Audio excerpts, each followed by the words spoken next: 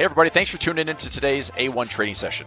We love engaging with our audience, talking shop, taking requests, and sharing our favorite setups. It's about that time where we're going to review a bunch of indexes, stocks, currencies, gold, silver, Bitcoin, and pretty much anything else and share our insights. If you're wondering what trades I'm in, if you're wondering what trades I'm taking, and you'd like to see exactly how I'm trading everything, you can actually follow my trading signals. If that sounds like something you're interested in, we'll share a link in the chat and you can sign up. You can sign up directly with the link or speak to a support rep if you have any questions. If you're asking, what do I trade? Pretty much everything. Indexes, ETFs, stocks, options, futures, Forex, and crypto. Thoughtful analysis, active trading. Check it out. And now, back to the show. All right, hey everybody, how we doing today? Nice to be back. Let's have a look at the little news update this morning. We had producer price index that came out. I guess the market said better than expected. Well, it was really this. It was underneath the forecast. It was still a little bit higher, but let's go to the data. So this is what the big news was at 8:30 a.m.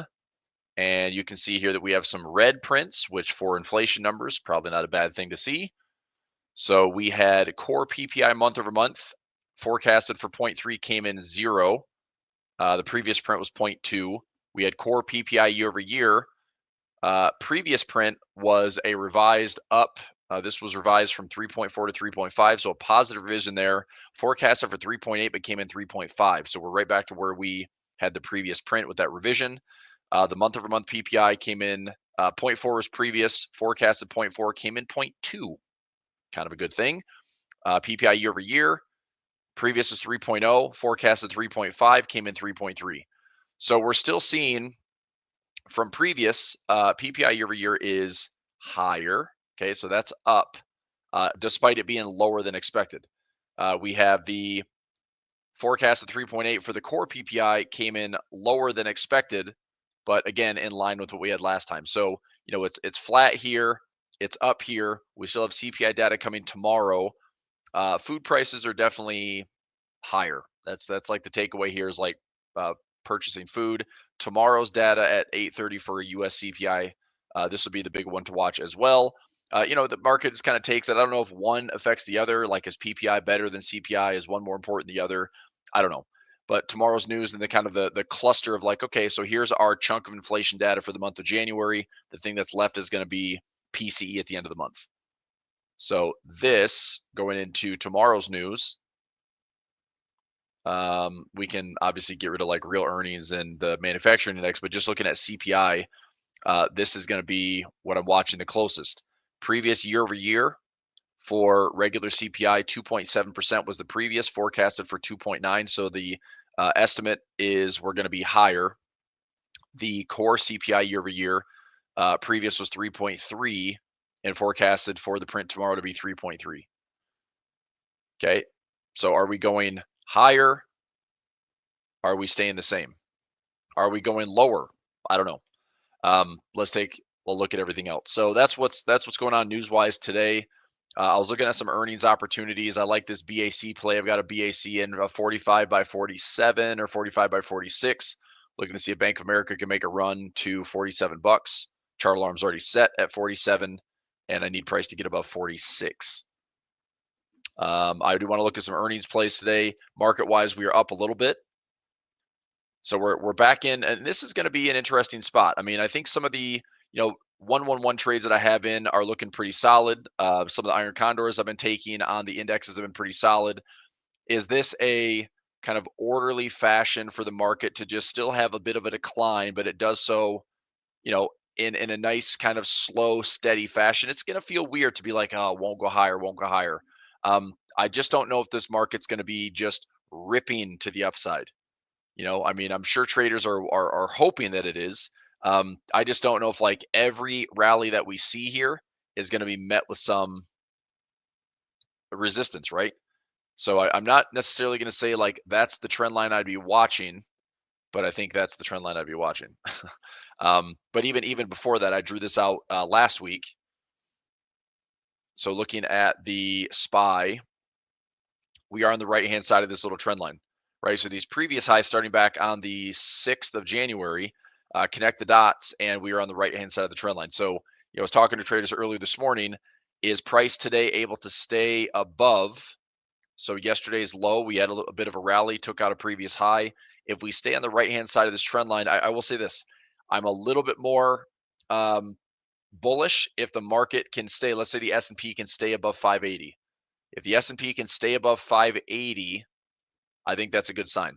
I think we might still be dancing around inside these levels here, but at least from 580 to 599, there's room to go somewhere.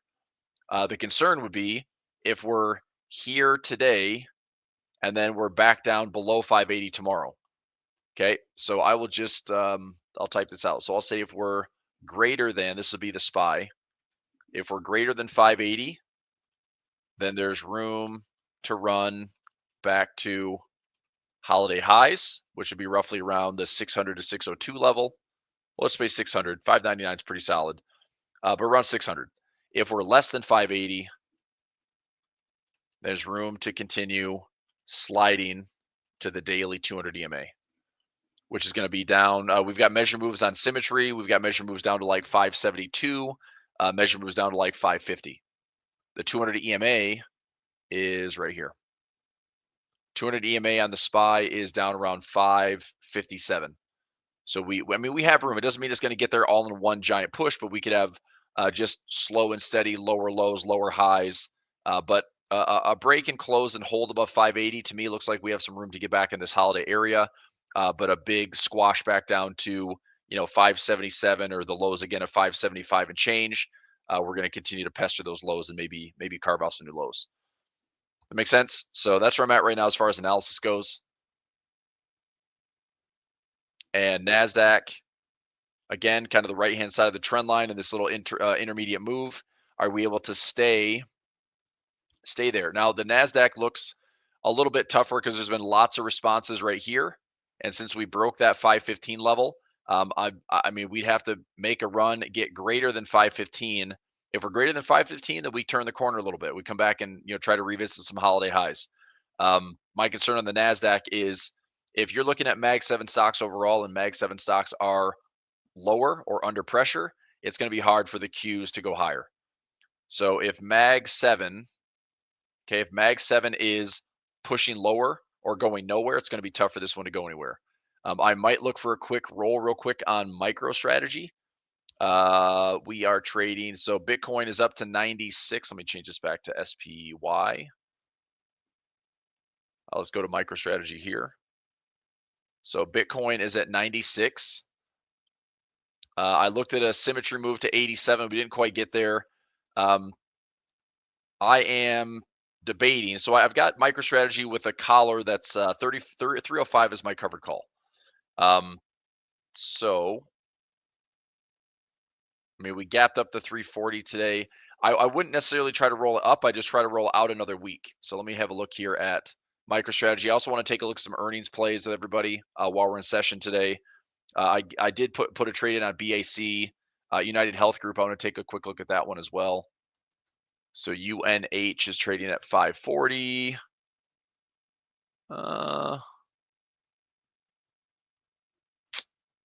Don't love it. Definitely looks like it has some upside. It's been beat up pretty bad. UNH. I'll come back to MicroStrategy in just a second. So UNH. Man, that's a fast recovery. Fudge. Should have just bought the freaking falling knife, huh? Never mind. So, I mean, that was quick. Came back to those levels like falling knife, and this thing just turned hard. So anyway, earnings play. I could see 550. That's doable. Yeah, we've had some pretty big gaps though. Earnings wise, this thing's been pretty steady. You see here, I've got option slam already up. So UNH. Average move is about 7%. I would even be more conservative than that. The last 10 earnings print, less than 5, 4, 4, 4, 4.6, 4.5, 5, 6, and 5.72. The average of 7.39 seems a little on the high side. I would be more inclined to say 5%. So I'm just curious, if I price in a 5% move, what's 540 and 5%? So 540 times 0.05, looking at about a $27 move. And UNH, broker platform wise, we have earnings on UNH on Thursday morning. So Thursday morning pre-market. Let's see, I either go out to the 17th or the 24th on earnings, but the market maker move is expected to be around 22.50. I'm looking at about 27. That's pretty conservative with earnings. We go out to next week, the 24th, 26. I'm still looking at an earnings catalyst that's potentially moving 27 bucks. Spread wise, $5 spreads is a little tough. This one might be untradeable just because the spreads are a little bit wider. If I did, let's see, if I buy 540, or to make it a little bit cheaper, if I go one strike out on the call and one strike out on the put, makes it a little bit cheaper. And I want to sell maybe that 25 wide. So 45 to 70 and 35 to 10. Okay. So I'd pay $15.80 for what is expected to be about a $26 move. It's a little bit backwards reward to risk, but the probability of making profit on this fairly high.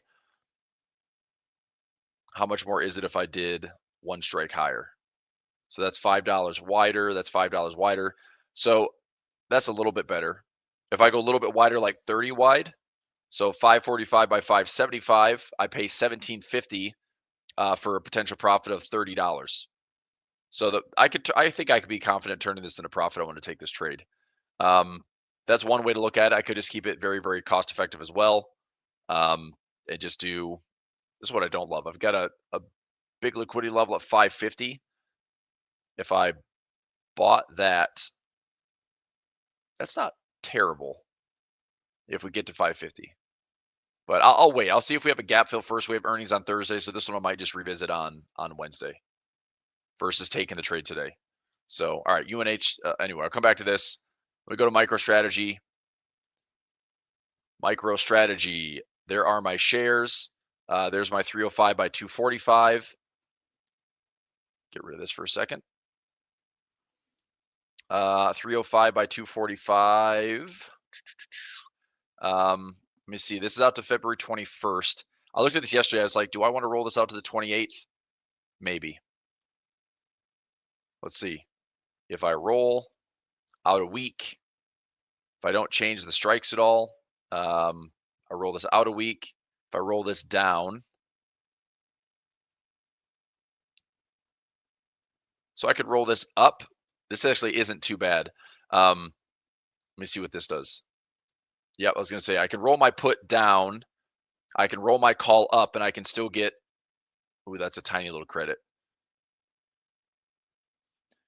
So if I roll it out to the end of February and we can stay above 305, I get this called away for about $2,000 profit.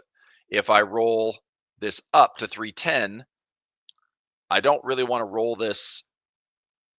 Like, I would roll my puts down, but I mean, that's going to hurt the protection that I have on the trade. We have to have like a big fat move to the downside if I roll this. But I could roll this up $5 and roll this for, maybe another $1 or so. If I roll this for $1 and I get it up to another $5, that makes it $2,500 profit, which certainly helps. I don't have to do anything on MicroStrategy. I'm just kind of kicking around some ideas here. If we go lower, I still get it called away at 305.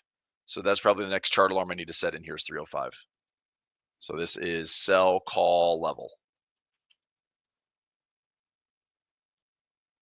So are we coming back in to revisit these lows at all? Is Bitcoin likely going to continue? I mean, this is a nice little jump on Bitcoin. Again, is it pretty orderly? Is this like another kind of Bitcoin correction phase?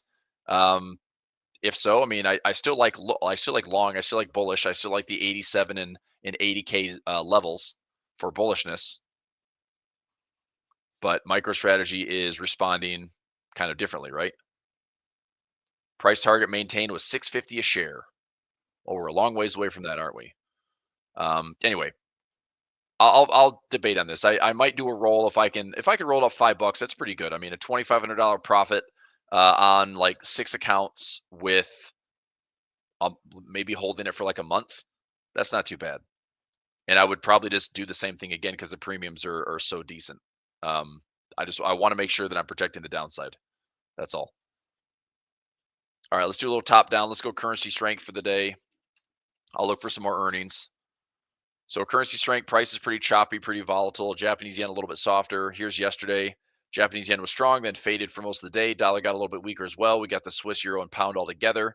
Today, New Zealand on top, euro getting a little bit stronger. We talked about the euro dollar yesterday. Yeah, I don't know. Just look for a sell trade. I think if the euro dollar pulls back to and this is a daily time frame, we pull back to a moving average, I would look to sell something like that, something like that. Stop loss to be above 106. So I think we still have, maybe a pullback, maybe a trend line, and then the euro dollar has another flush down to parity. So if we pull back to, I don't know, 104 or 105, I'll probably look for a sell trade on the euro dollar. If it goes down to parity, I'm going to start looking to scale in to get long. Let's take a look at DXY. So, is the only way I'm going to change my tune on the dollar getting stronger would be if dollar changes all of this. Like we pull back into this pocket here, or we pull all the way back into like 106 or 105.50. I would say it's possible the dollar's putting the top pattern in. But I think the dollar could still remain strong and get up to that 114 level, which is where all these highs are at from 2022. So I think the dollar, and this is a really frustrating and disruptive trade to have the dollar get that much stronger that quickly. If it continues on this kind of aggressive trend, this is why I'm saying don't fight the dollar. But if price actually suggests like something different, or this is a big enough pocket to put in a topping pattern, then we can accept it for what it is. But I don't see it yet. Okay, oil. Oil's down in the day, but again holding nicely above the 200 moving average. This is a big squeeze on oil. So am I bullish on oil? Not really. The bullish area would have been buying it low. So now it's just more, will we see oil prices, energy prices, CPI data? Will it show that it's, reflecting better, lower prices? This might change next month when we have CPI and PPI. But oil right now seems to be breaking above the 200 moving average and holding there, which has been the first time since, June of 2024. So it's literally last summer was the last time oil prices were steadily above the 200 moving average, and that you can see that faded pretty hard. USO has made a pretty good run as well. Oil futures hanging in there. Natural gas pulling back. I'm long on UNG with a 2-year diagonal spread. Gold still pretty steady. I don't know. Gold's not breaking here, and it's not breaking here. So this to me is like chop fest and gold, not much to get excited about. If we break, we come back to the 200 moving average. If we break higher, we're coming back to retest all-time highs. I'm still holding GLD. I'm not doing anything on gold futures. If I'm doing anything on gold futures, it's going to be probably a pullback towards the 200 moving average. Then I'm going to establish some futures positions. Then I'll establish another chunk of shares and credit spreads and GLD. But if it just goes higher and goes higher, I might just trade like a separate breakout. But I'm going to wait and see if I get a little bit more just confirmation. And I don't know. I need to get a better feel for what gold wants to do. I like holding long. I want to be long. I just don't. I don't want to jump in here and say like, well, this is where I'm wrong. I think where I'm wrong is way down here. So if I could put in a trade like that, let me see here. Even GC futures would be still pretty expensive. I don't think gold necessarily comes back to like 24, but if we have any shenanigans on the dollar, it could affect the gold prices in a adverse way. So I think I'm just going to hold tight for right now. Silver, hanging on the right side of this trend line. I still want to see if silver can get a nudge back up towards $32. I feel a lot more bullish on silver if we get back above 32, looking like we're going to put in some type of bottoming pattern. If we're not there yet, then perhaps silver is just going to keep hugging this trend line, and just accumulating until I spot a bullish pattern. I'm still looking for that move to $36. So I do like that trade. It's just, where do I get back in? I did put in a silver futures trade in my Pulver alerts. I still have shares of SLV. I think my SLV is covered. I might actually be able to protect most of that covered call. Let me check. I don't think I have anything covered right now in SLV. So SLV. So I need to put in all my take profits. So SPX, QQQ. Okay, so I need to put in some to-dos. So SPX and QQQ take profits today. My SLV positions, I have the shares. I do have a credit spread out a year. That's like more of a leap credit spread. I think I'm gonna cover. Let me see what my break even is on SLV. Oops, wrong chart here. SLV.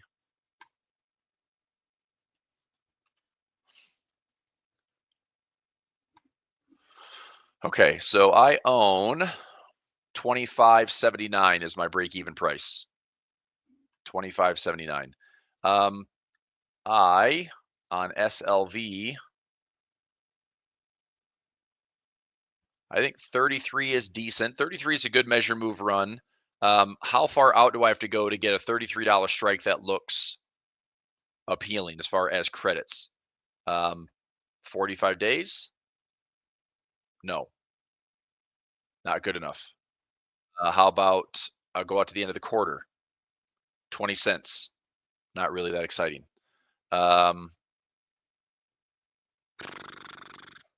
This is one of those instruments where maybe the best thing to do is not trying to force sell a bunch of calls. But if I went to like the halfway point of the year, get 62 cents to get it called away, it's a, you know, a 20 delta is like, that's fine. You know, getting 50, 60 cents in a 20 delta, that's decent. There's about a 20% chance that that would be an in the money trade. Now, if I get 60 cents, 62 cents on 600 shares, I make $372 on that covered call, which is fine. If it gets called away, you know, I've got a break even at 25.79. So that would be 25.79 minus 62 cents and get it called away at $33. I make seven. I mean, that's a pretty good chunk of profit. I make $4,700. Not bad. Yeah, it's not bad. Or I go out another strike, you know, $34, get 50 cents. That's not bad. So I think I'll do that. I'll go out to like a 18 delta. It's you know, a bit out of the money, which is totally fine. But getting 50 cents on it, I'm okay with. $34 gets me into a pretty bullish move, where this is going to be my first real measure move on SLV. Get it called away at 34. Now, I don't have to do anything. Like if price just goes up on its own, I can just sell a covered call and get a lot more premium. Case in point would be if I sold an at the money, call for around this like 30-day window. I mean, an at the money, I get like 70 to 90 cents for it. But if we don't get there, I'd rather still like lower the cost basis. If it gets called away, I don't mind making, you know, 47 bucks. I've got, or $4,700, and I've got this on a bunch of accounts. So overall, my SLV position net, let me show you here. So SLV, I have 2, 5, 8, 1,000, 16, 19. I've got 2,200 shares. So if I have, let's say 25.79 minus 62, get it called away at $33 or $34. Is that right? Yeah, 883 times. It's a pretty good chunk of profit. So anyway, I think I'll do that. I'll look at the June expiration for SLV. And yeah, $34. All right, so I'll put that to the to-do list. So SLV, that'd be a June 30th, $34 covered call. All right, so lower the cost base, collect some income, get it called away. If it gets called away, it's a good chunk of profit. Bigger picture, longer term, I'm still bullish on SLV and silver in general, all the way to 44. So silver, I'm looking bullish towards $48. SLV, I'm looking bullish towards two targets, 33 and 44. I mean, it's in a pretty strong uptrend. We do have some solid support back here. So resistance becoming future support around that $24 handle. If we're holding here at the 200 moving average, I like this level. I like this level. What I'm looking for to be a little bit more convinced I want to go bullish on this, or maybe this is what I wait for in the cover call too. If we have price get back up to this high, if price makes its way back to this high, I think we'd be putting in a bit of a bullish pattern right off of the underside of the 200 moving average, and then we look to see if that swing trade materializes. Getting it called away at 34 is okay. This is likely going to be something a little bit more, channel bound. So if we have prices making higher lows and higher highs, something along those lines, breaching that 33 to $34 zone, I wouldn't expect price to just go crazy bananas. It would just be like, hits the top of the channel, maybe pulls back again, has a chance to reload, it could be a very channely trade, which is good for trading, as opposed to, buy and hold for dear life and just watch it rip to the upside. It's probably not going to be that stock. Okay. All right. Monday markets are closed, are they not? Inauguration Day is Martin Luther King Day. Our markets closed January 20th. Let's see. I think they're closed next week on Monday. So Jimmy Carter, we had the morning for him. Stock market holidays. Yep. So MLK Day, equities markets are closed. So Inauguration Day, maybe Tuesday morning, there's some activity, high or lower, whatever. But we'll find out. This is the list of. I'm just going to save it, take a screenshot of this for 2025.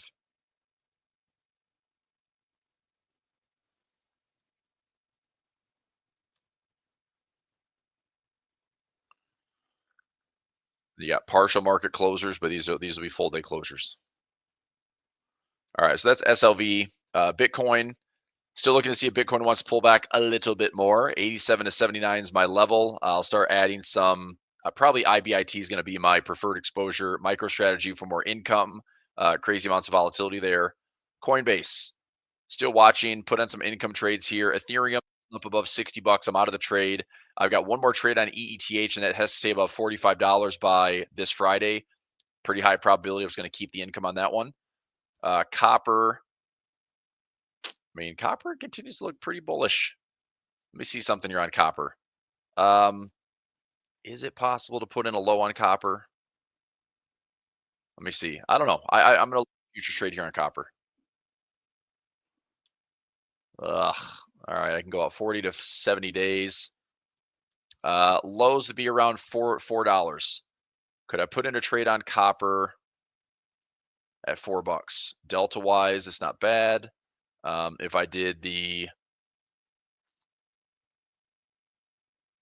402 by 401, and then I sell something against that. Not a bad little income trade. I do want to take away some of this buying power though, so I need to go 0.038. That's a 17 delta. Kind of go down to like a 10 delta. So 4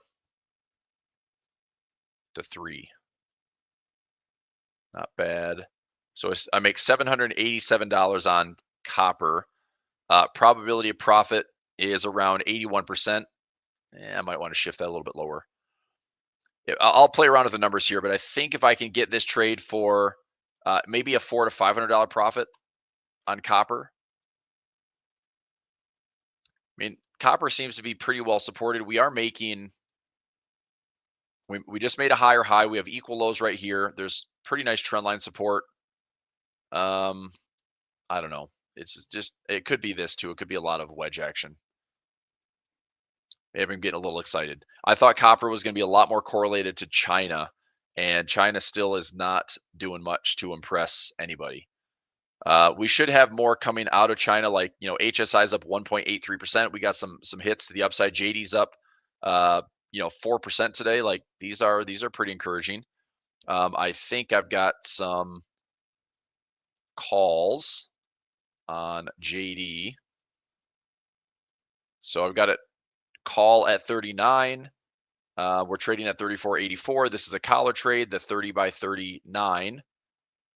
and I'm just looking to see if it gets called away, gets called away, make a nice little chunk of profit. My break even on JD is break even is 36.82. 36.82. So I'll just continue to kind of repair this, keep adding collars. Right now, covered call is more than the put, which is fine. That's the point of a collar, is just if I can make it a free protection trade where it still gets called away for profit, still protect the downside. That's the idea. All right. Anyway, what else are we looking at today? Take a look at some currencies. Anything else here? SCHD, I already bought some of that. SCHG, looking for a bit more of a pullback here. You go to the Russell side, Russell growth versus Russell value. Advanced decline line here is above the 50 moving average. Ooh, okay. We want to talk a little bit of timing. I keep mentioning this the last maybe month or so, but the S&P stocks above the 50-day moving average. If we come back down a little bit lower, I think I have a chart alarm set, but if I don't, I want to set one. So yeah, I do have a chart alarm set at 11 bucks, or not 11 bucks, 11%. So if we come into 11%, that's been a pretty good timing mechanism for a while. You know, look back historically. I mean, this goes back into, whatever, 2000s. This goes way back. So a lot of the data comes in 2011. This is a decade old. Anytime we've had some dips down to that like 10 to 11% of the S&P above that, I mean, it's just pretty much shown like the market has an opportunity to kind of repair itself. I'd love to see this get down to like 11 or lower, and then start looking at. And again, I don't want to be a stock picker here, but just like the broader market timing has been pretty easy when stocks are so beat up. And again, this just kind of shows how bad market breadth is. If you only have, right now you have 18, almost 19% of stocks above their 50-day. That's not good. That's showing like over 80% of stocks are below their 50-day, which are probably close, like 50 to 60% of stocks are below the 200 moving average. So how many stocks right now are above the 200 moving average? Just over half. So we're just hanging on to that like corrective phase where we are below. So we have a lot of stocks that are below the 50 period, and we have about half that are above the 200 moving average. So if you think of what that looks like on a chart, if this is your stock price has been going down. Your 200 moving average would be out here, and your 50 moving average would be here. So it shows a lot of stocks are in this correction zone. So the question is, are we going to continue to see price dropping lower to find this 200 moving average and then maybe get back above it for a buy opportunity? And that's what I'm watching. So if we still have like more correction to go, but I just thought this is a pretty good timing mechanism to see, do we have so many stocks that are below the 50 moving average that it becomes a, kind of a buy the dip, things are oversold. Just a good timing mechanism. Nasdaq, same thing. We're at 19.8% that are above the 50-day. If this comes down into the same level, like that 10, 11%, I'll look at a buy. And again, you can be an individual stock picker, which I don't want to do. I'm going to take away some of the volatility. So I'm looking more of just like timing the QQQ and timing the SPY. Costco, I'd still like to see a pullback towards the 200 moving average. If we get down here, so let's say we go high, low, lower, high, lower, low. We get to here, it's probably not a stock that I would want to own outside of dollar cost averaging, but it is a stock that I would say if we have this area and higher IV, I'll look at like a 1-1-1 or ratio spread. I know that's expensive, but the probability of profit would probably be like 90+%. If I can turn this into a 90% trade, I will probably take that trade. But I want to see if this will flush a little bit lower. Bar count wise, this goes back pretty far. Costco has a bar count now of 400 plus bars. So I think we are falling at least back to the 200 moving average. I'd like to see it kind of settle there, maybe be a buying opportunity, but I kind of like this $800 structure too, somewhere in here. So again, I'll price it out. If I get a income trade on it with options, I'll price it out. Otherwise, I might just throw in, I don't know, I'll throw in $1,000. I'll throw in $1,000. I'll throw in $1,000. Like I don't mind investing in Costco, but it's going to be way less than just buying 100 shares. Walmart, I own some shares of Walmart. This is another one that could probably have a pullback. Again, lots of room to get back dynamically to the the deeper moving averages. I do have a collar trade on it out to March. It's a 100 by 80. I own the shares right now at $90.88. Nike, I mean, Trade War is probably not going to help Nike, but I've got a $60 and $65 put to own some shares. I wouldn't mind owning some Nike, and I certainly wouldn't mind owning it at, um, 62.50. If I own 100 shares, it'd be 62.50 break even. I'm pretty confident I could repair that trade. Home Depot and Lowe's. Home builders are going to be under a lot of pressure this year, and houses in general. I mean, we're still sitting at the all-time highs for prices and crazy amounts of unaffordability for the housing market in the U.S.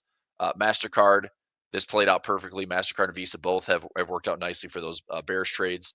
I rolled Johnson. PGR, I've got an income trade here, the 230 by 225. I didn't realize how freaking close I was getting on that trade. I just a ratio spread here. I'm like, well, I guess I'll own some Progressive, but insurance companies took a big hit with the wildfires. CB, same thing. Look at how that one snapped back. I did sell some premium here out to March, the 225. There's lots of wiggle room on this one. Palantir 66 ratio spreads. This is a pretty good stock looking for ratio spreads. Ivy's pretty high. This is another one that should have hopefully a deeper pullback.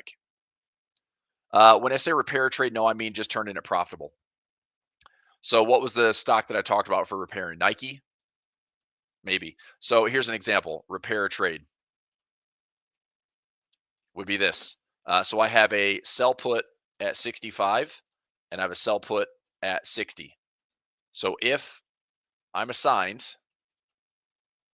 at 60 and or $60, my break even, my break even is 62.50, and then I still get the minus the credit. So on my Nike trade, I know I put in those two puts. Let me find out the exact number here. I did a 60 and a 55 and a 50.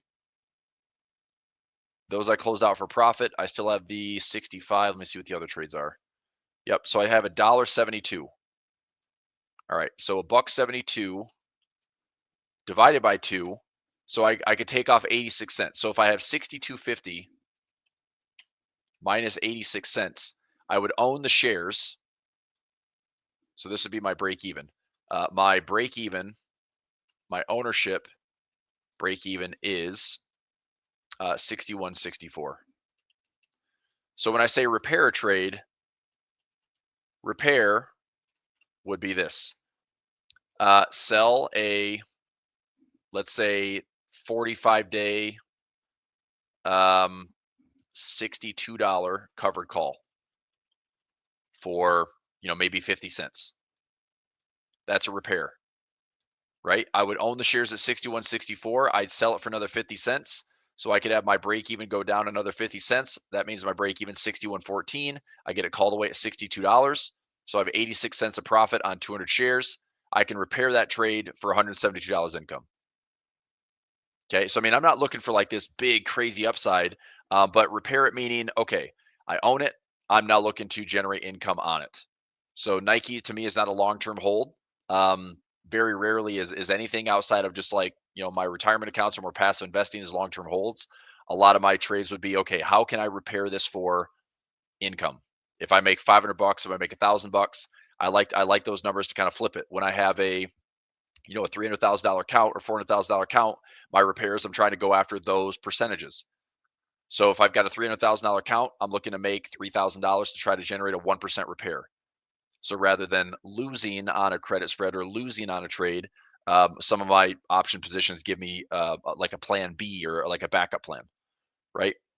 So for a backup plan, I can hopefully flip it for something that's worth walking away from. And usually like a 1 to 2% winner is worth walking away from because I can do that, 10 to 15, 20 times for the year and make a nice little chunk of profit for the year without having to take on a bunch of risk, without being all tied up and fully invested, and just to take advantage of some options. Does that make sense? So that's what I mean by repair.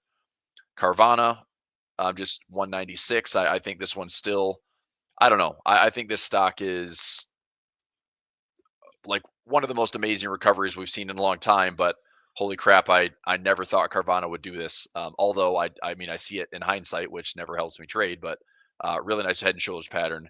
Measure move would have been great. Even back to there would have been awesome.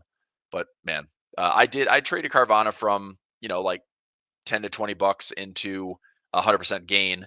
That was it. Not the whatever it is. How many percent is this? This is like 1,000+%, isn't it? It was up 5,700%. Nice little dose of FOMO for the day. Redfin, like I said, housing market, Zillow, Redfin. I have my. I'm surprised Zillow's up actually. Um, I don't know. I think housing market's going to be a pain point this year. Maybe it's not, but I need to see rates come down. And then sector wise, XLC, I think we're still pulling back into the 200 moving average. XLY, I'd like to see it pull back to the 200 moving average.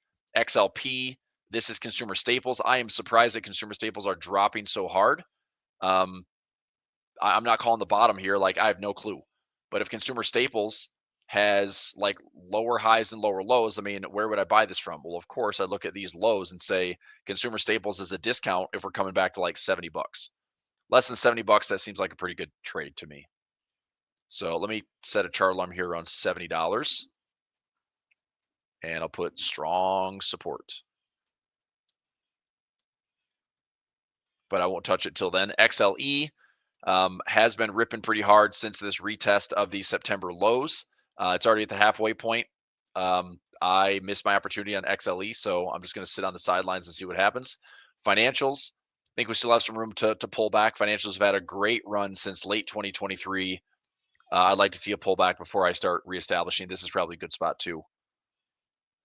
Previous highs, something like that. Finding equilibrium. So if we go low, high, pull back into equilibrium, past resistance becomes support, pretty good spot to look for a buy trade. XLV. This is healthcare. Beat up a lot on United Health Group with the CEO murder. I still like this, back into the 120s if it ever gets there. If it doesn't, I probably won't touch it. XLI's industrials might be a pretty strong bull case on industrials. I'm not sure if industrials will benefit from like the AI infrastructure. It's probably more materials and energy. So if I'm going, XLB is materials sector. Again, got beat up pretty badly. I like these levels in the mid 70s. Sectors are also a little bit less volatile than stocks, but they're a little bit more volatile than indexes. So industrials looks pretty solid, but I don't know. I mean, I'd almost rather trade energy. I like XLE if I get a better price. XLB if it comes back into the mid 70s. Real estate, I'm not going to touch it right now. XLK is tech. Everyone knows, like, oh, it's been the best performing sector. Yeah, but it's also been Mag 7. So I don't know. I want to see something better. I mean, we're sitting here near all-time highs. I'm probably not going to touch it. Utilities had a really good run for 2024. May still be good. I just don't know. Again, low high, maybe some equilibrium in here. I'm just curious, like, is it high, low, a little bit of a wave or a flat pattern? If we came back to like the 50% zone, so this would be a low, this would be the high, pull back about 50%. I could see like 68 bucks in utilities being a good spot to maybe start looking for a resumption of this uptrend. We'll see. What else? Looks like we're getting some. I was looking at UNH on my chart, and holy shnikes, that's a big fat fade to the downside. Okay, well, there's your gap fill. And what did I say on the SPY? If we're less than 580, it's looking like we're losing the luster. CPI is tomorrow, so I think this would be a nice little bullish fake out. This could be a bull trap, and let's see where this goes. So on the remainder of the day, let me check something on SPX. I might see if I can sneak in a broken wing butterfly on the day if we're putting in a top here. Are we able to get back to 58.75 SPX? That's a fast mover. 58.75. Let me take a look at this real quick. So here for a 0 DTE, 58.75. I'm going to do a call fly. I'm probably not going to get the premium that I want for this. 58.75. 25 cents credit. 50 cents credit. Not a bad trade. I think I don't know, man. I might be playing with fire here. It just seems like this velocity to the downside with a gap fill, we came back through the gap. I think if the high is in for the day, I'm looking to see if this can get me 50 cents credit. If I can't get filled for 50 cents, let me see here. Like, that's a big, ugly sell-off. All right, I'm going to take this trade. Let me see if I can get 55 to 60 cents. I might regret this later. All right, let's find out. 50 cents. All right, it's got filled for 50 cents on SPX. So I'm taking a stab at it. This is a broken wing. I did the same thing yesterday. So, I mean, if you're interested in this trade with me, it's a 0 DTE. It's good for the day. So I bought the 58.70 put. I sold 2 at the 58.75, and then I skipped and went out and bought the 58.90. The profile on that trade is this. Actually, I'll build it out in my software. So give me 1 second here. Build this out. So this is SPX. Today's the 14th. These are all calls, selling the guts. So I bought the 58.70, and I'm selling the 58.75, which is the high of the day so far. And then I skipped the strike and went out to the 58.90. Okay, so this is the trade. This is current price, right? So I have a profit trap. I am taking on some risk. If price proceeds lower, I'm going to keep the 50 cents profit. Okay, I do have a profit trap at the end of the day. That profit trap should offer me maximum profit up to about $5. That price would have to be 58.75. So if price comes all the way back up to 58.75 highs today, that is a profit trap. If price comes to 58.70, 71, 72, 73, 74, 75, those are all like $1 bonuses at the end of the day. But I'm looking to see if we put in a top for the day, then I'm going to grab 50 cents credit, and I've got a little bonus trap just in case price wants to come back to the highs. But I'm taking on risk, right? Essentially, I'm making $50 to risk $950. There is a profit trap up to about $500, but it is extremely rare to hit that full profit at $550, because that would be my credit plus a perfectly traded 58.75 pin price. Extremely difficult. The best way to manage this trade is 3:30 p.m. To about 3:55 p.m. That's when if you get any bonus credit here, it's all in that like last minute window, the last like 30 minutes of trading today. Okay, so anyway, I'm in that trade. I'll post it. It's still valid for 45 or 50 cents if you like it. If you want to put the premium up a little bit higher, try to get like 75 cents or $1, that means price is going to head back up. But I'll go alerts here. This is an index trade, and this is a new trade. SPX 0 DTE, broken wing butterfly. So it's a 114 expiration. I bought one call at 58.70, and then I sold 2 calls at 58.75. Then I buy one call at 58.90, collected 50 cents credit. We've got $50 credit. Price is less than 58.70 by expiration. We have a 550 max profit if price is pinned at 58.75 by expiration, and we have 950 risk if price is greater than 58.90.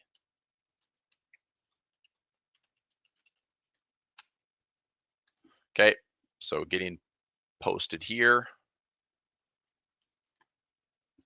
and I'll take a screenshot of this.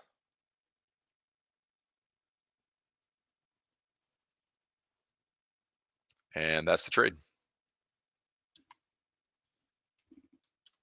Okay, so that's in the Pulver alerts. So 0 DT.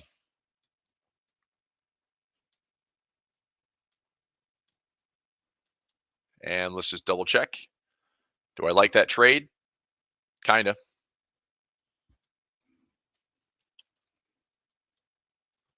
So broken wing butterfly, pin price. If price has lower for the day, good. Price would have to come up and make a fresh high on the day, which might be a tall order. I hope it is. And hopefully I could just keep the credit.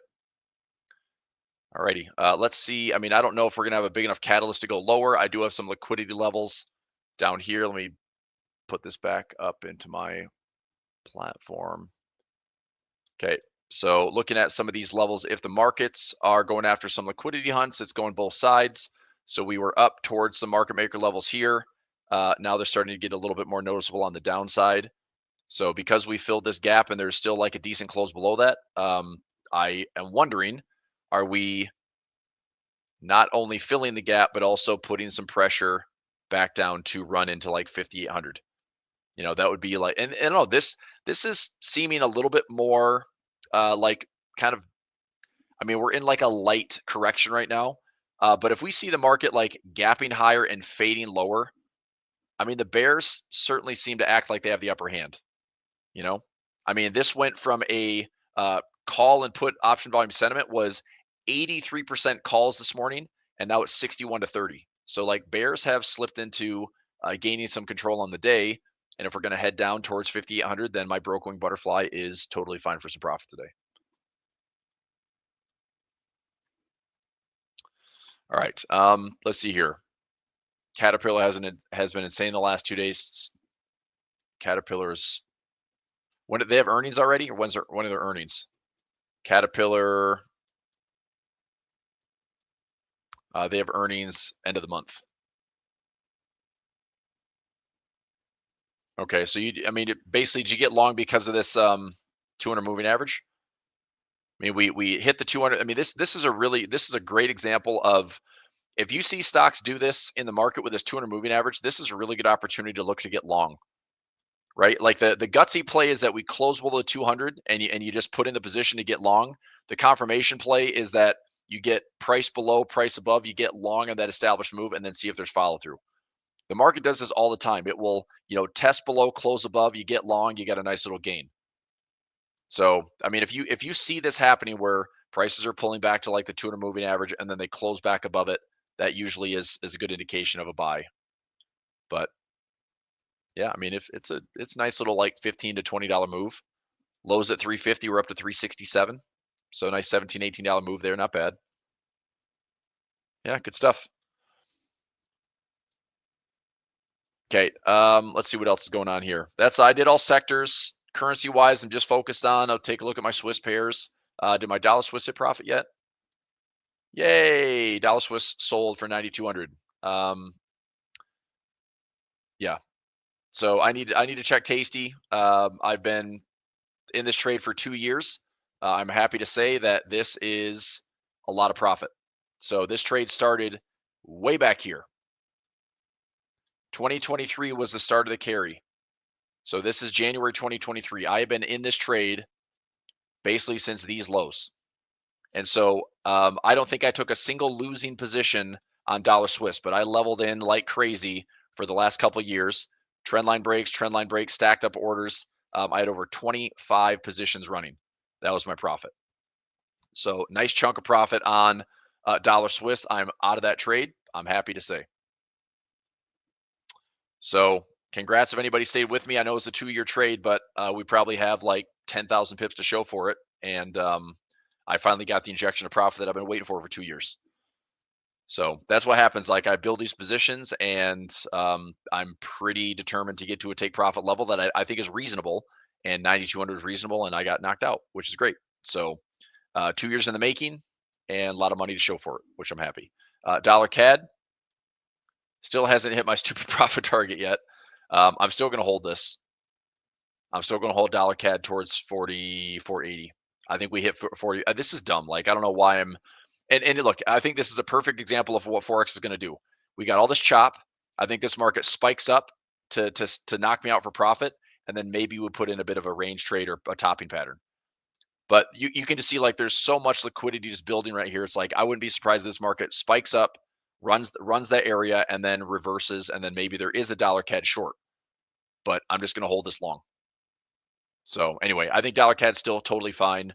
Other Swiss positions, Aussie Swiss still hanging in there. CAD Swiss should be doing a lot better. It is. I'm looking for dollar or CAD Swiss to get up into this pocket.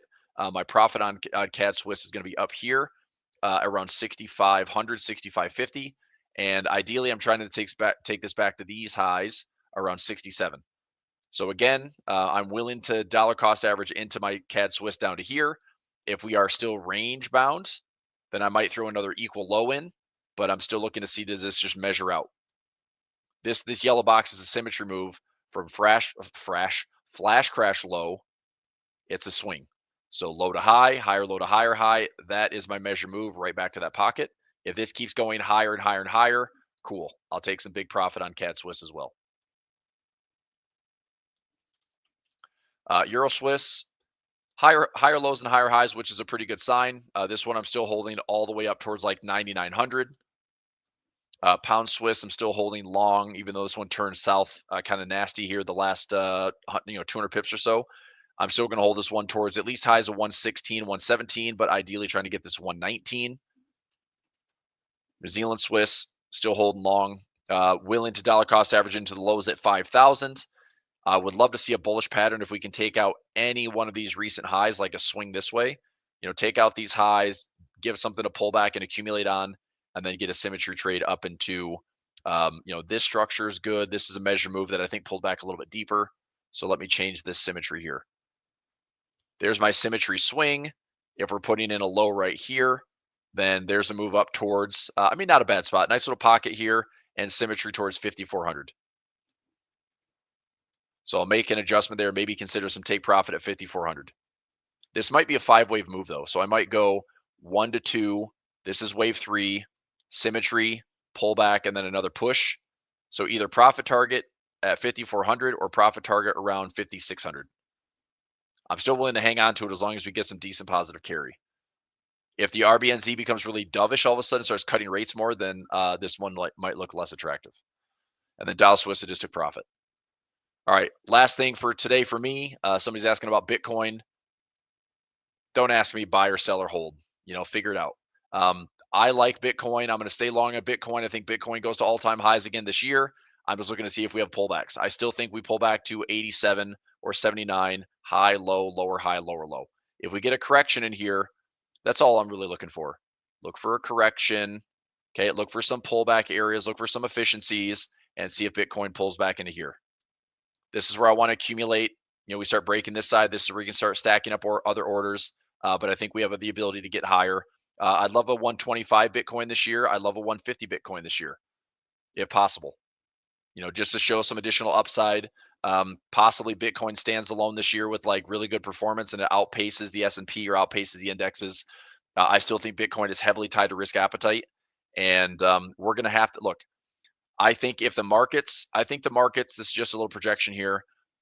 I think the S&P and the Nasdaq and the Dow and the Russell have to be positive on the year in order for Bitcoin to be higher.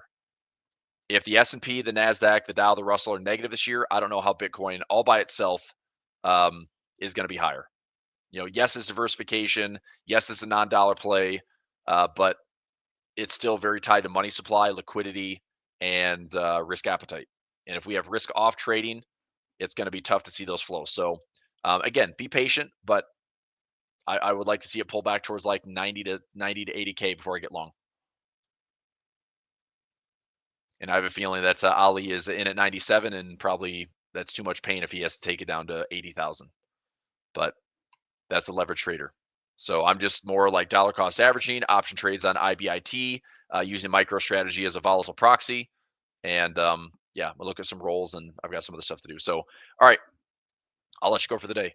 Little SPX trade in and trying to think what else. I've got to put in some take profits on my SPX and QQQ. I might look at a cover call on SLV. So I will start get into those. I'm looking at some additional earnings plays. I've got one in on Bank of America, other earnings plays that I'd be pseudo interested in.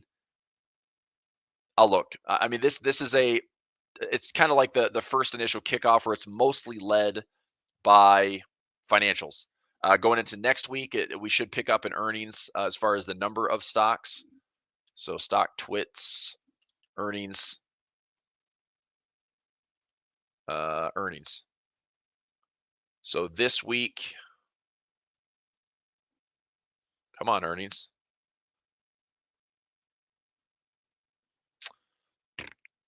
I was going to see how many companies we have. No news found, no earnings. All right, well, that doesn't look like what I want it to look like.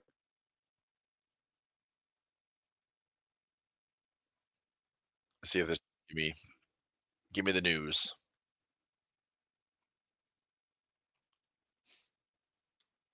Watch list. Nope.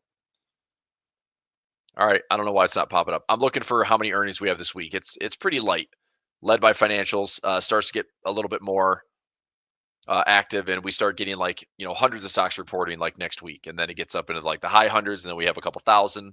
So we're just getting started on earnings season. There's going to be plenty of action ahead. Okay, I'll let you go for today. Thanks, everybody. We'll see you tomorrow. Bye. Thanks for watching today's A1 Trading Show. We hope you enjoyed, and we're excited for a brand new year of trading with you. If you're new, consider subscribing for daily videos and live streams all year long. Be sure to check out the description below for our latest deals and offers. 2025 is just the beginning of our best year yet. We'll see you tomorrow.